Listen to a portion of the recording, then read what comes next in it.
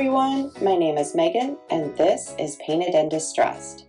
This is the third episode in my fall series, and today we're going to be making some easy DIYs using mainly DollarTree supplies. This first project, we're going to be taking these two signs that I got from DollarTree and we're going to give them about 1.5 coats of Waverly chalk paint in the color Ivory.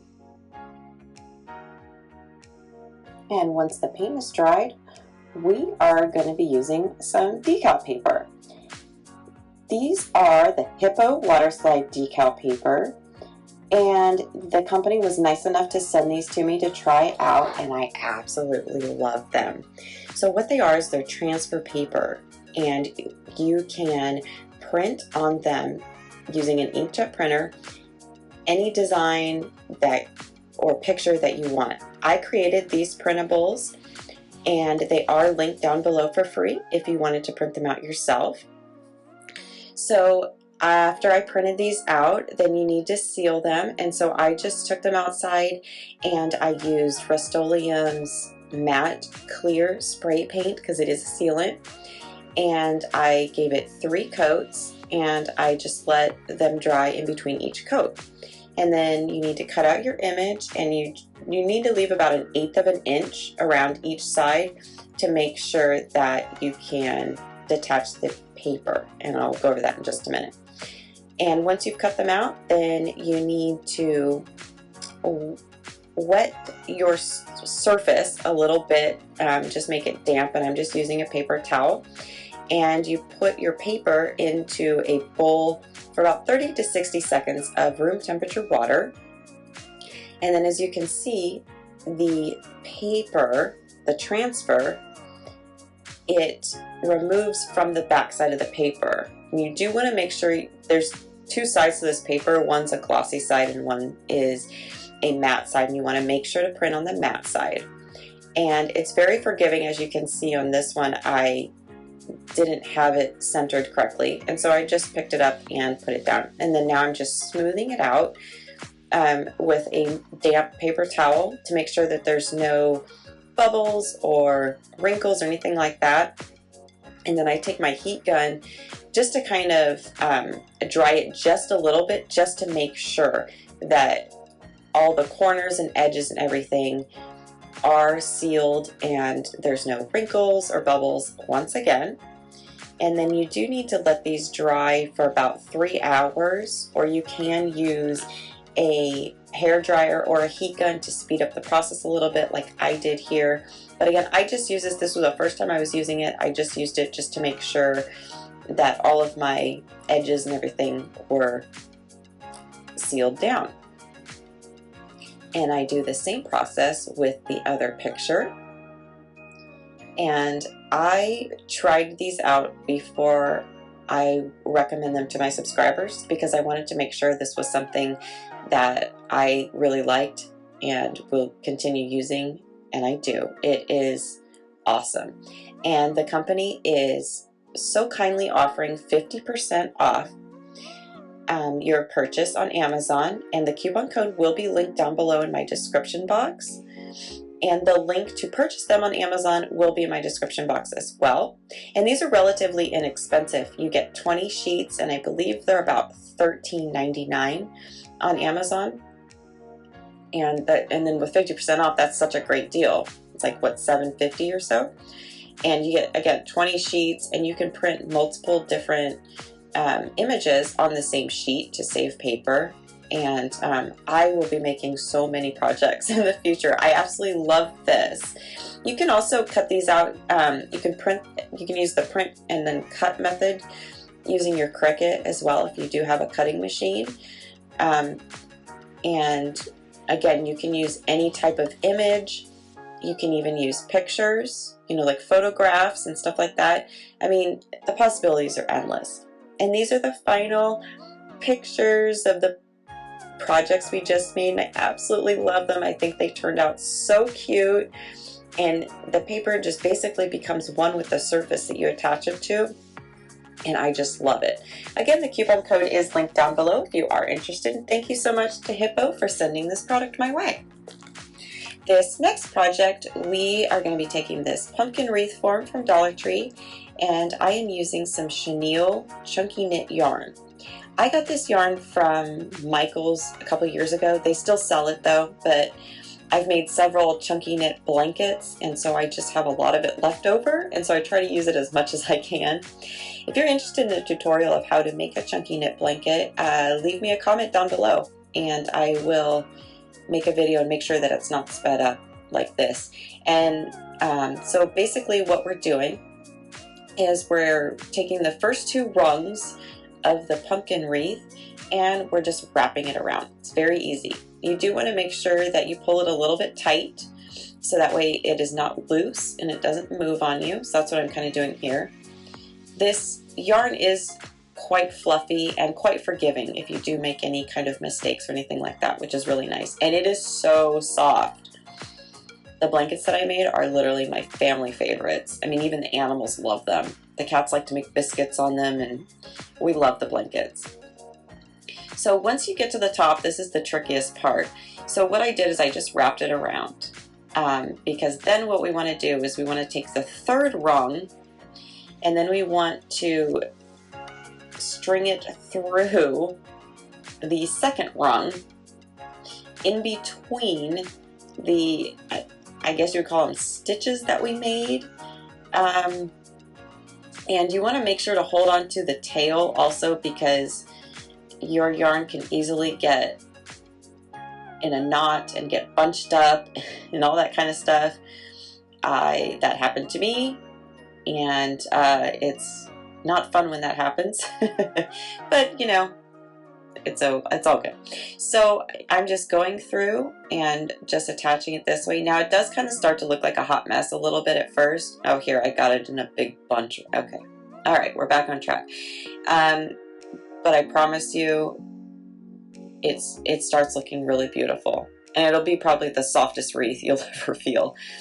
I would suggest holding on to the tail the entire time so that way you don't lose it. And it also prevents things from getting bunched up and knotted and all that kind of stuff. So again, once you get to the end, here I was running out of yarn, so all I did is just took another piece and I just tied it to the existing piece and made sure it was in the back, and then we're ready to rock and roll. So now I'm just doing the same thing as I did to the top. I'm just wrapping it around. The bottom part does get a little tight because there's less space there, but you know, you just make it work the best way you can. So this is where I got it in a big old knot, and yeah, this was not fun. But, you know, we got it together. I made it work. This is a little time consuming, I'm not gonna lie, but you know, just put on a podcast or your favorite movie or whatever and it goes by fast. And the end result is so beautiful that it's totally worth it. And I saw these on Etsy after I made it, and I was like, oh my gosh, these people are selling them for a lot of money. And you know, it is time consuming, so I get it, but this project cost me, I guess, $1 because I already had the yarn, and I ended up putting a bow and twine. I already had all that, all the ribbon and twine and stuff, so I just purchased the wreath form. I wasn't exactly sure what I was going to do with it when I purchased the wreath form, but I really like how this turned out. And my daughter says that she wants it in her room. So I guess I'm going to be making another wreath for our front door. Alright, so once you get to the fourth rung, you're just going to do the same thing. And that is going to be how it is on the entire wreath form. You just, you know, wrap it through the last one that you just did, if that makes sense. If you want a less sped up version of this project and a more detailed tutorial, please let me know and I will make sure to make another one for you guys. But for time purposes, I needed to speed it up and just kind of show you guys how to make it. But again, I can go into much more detail and show you exactly what I did. So we're just going to continue on for the rest of the wreath.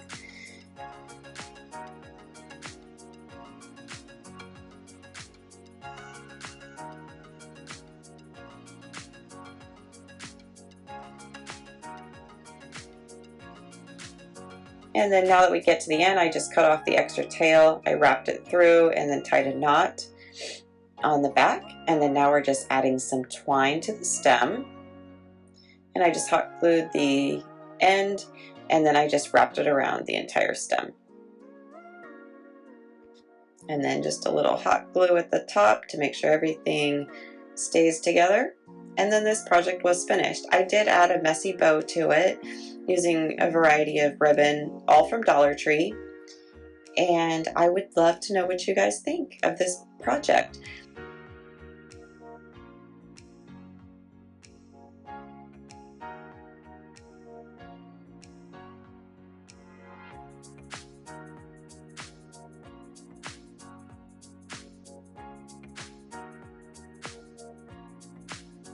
Oh, I also added some, that's not actually raffia, that's a hula skirt. And I would love to know, again, what you guys think down in the comments below. This last project, we're going to take some fabric of your choice. I got this fabric from Walmart. I loved how it was muted and kind of faded a little bit. And then we're going to take these DIY wood pumpkins from DollarTree. And I'm just taking a fabric marker and I'm just tracing it out. I like to use a fabric marker because it doesn't bleed through and it is washable, and obviously it writes really well on fabric as well. So I am tracing out 4 of them, and I'm going to be doing 2 black and 2 orange because we're going to be making a wood bead garland. So I'm just cutting it out here, and I cut it out a little bit bigger just like I do with a scrap of paper because I am going to make this a little bit more rustic and fringe the edges just to kind of give it a little bit of an older look as well. This video is also in collaboration with my sweet friend Missy from Crafty Cove. Her channel will be linked down below as well as her video.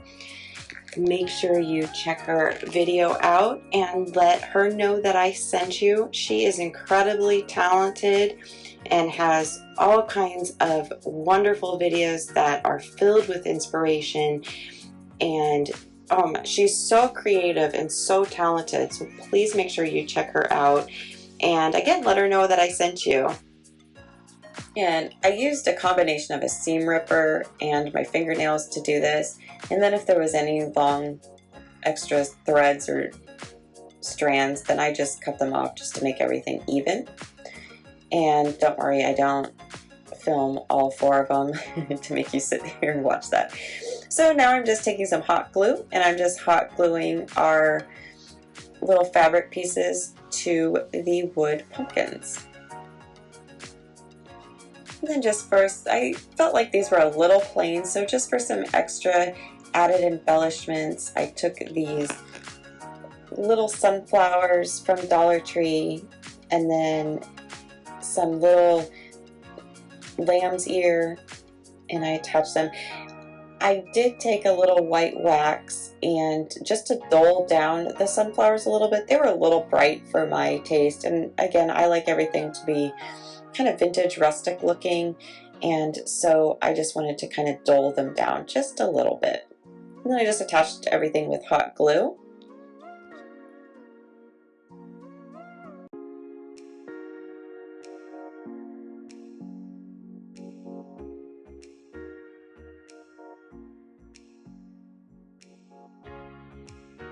And I'm just adding some twine so that way I can attach them to our wood bead garland. Now, I purchased this wood bead garland from Hobby Lobby while it was on sale for 50% off, which was still a little expensive, but I wanted to attach these this way, just using some twine. That way I can change these out for the seasons. Now, this is very easy to make yourself using wood beads from Amazon or even the DollarTree beads, and then you can just paint them whatever color you want or spray paint them. I've done that many times, but I just wanted to do it this way because it was a lot faster, a lot easier. I loved the wood beads and the quality of them as well, and they were already strong, and everything was done for me, and plus I had a gift card, so technically they were kind of free. So I'm just attaching them here, and again, that way for Christmas and Halloween and Valentine's Day and any other Easter holiday, I can change these out and have them displayed in my house.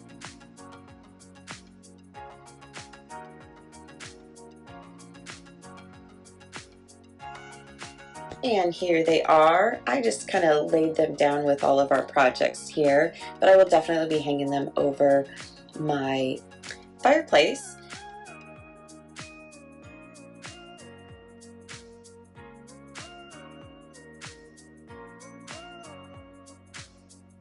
And thank you again to Hiipoo for sending me this wonderful product. And don't forget to check out the coupon code and the link down below. And I thank you guys so much for watching.